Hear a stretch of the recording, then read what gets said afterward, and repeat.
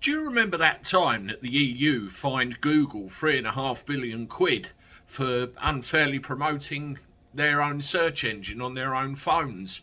Well, they tried to get it overturned, didn't they? And I'm telling you now, it didn't go very well.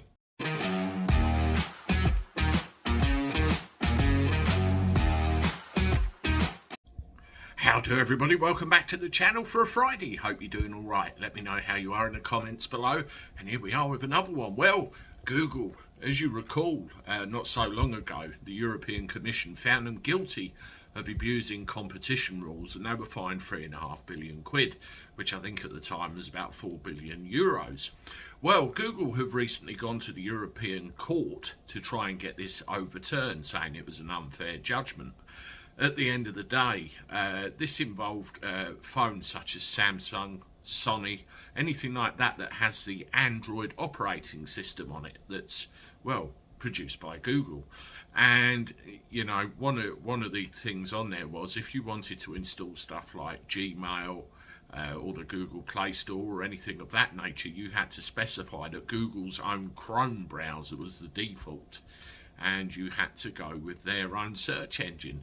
Now, the court has upheld the original ruling and said that the fine actually stands because they still believe that it is in breach of competition rules, and it's, you know, leaving a detriment to Google's competitors.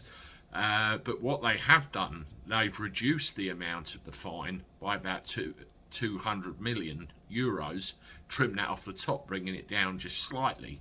But the decision still stands. What Google actually argue is that, you know, in return for offering the Android operating system completely free of charge, they need to make their money through advertising revenue offered through Google Ads and other such services. This is why they do it. But yet again, no, they didn't want to do it. And they reckon also the judgment will embolden the Commission, where it's trying to enforce the Digital Markets Act, which won't make Google very happy either.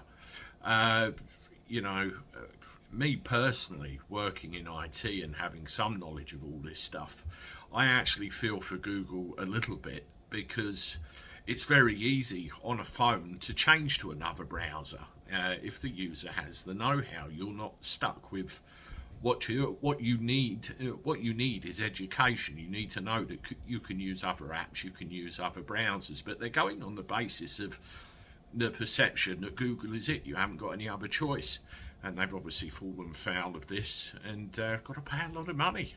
Let me know what you think in the comments below, and I'll be interested to read. But that's a bit of techie for you. Toodaloo.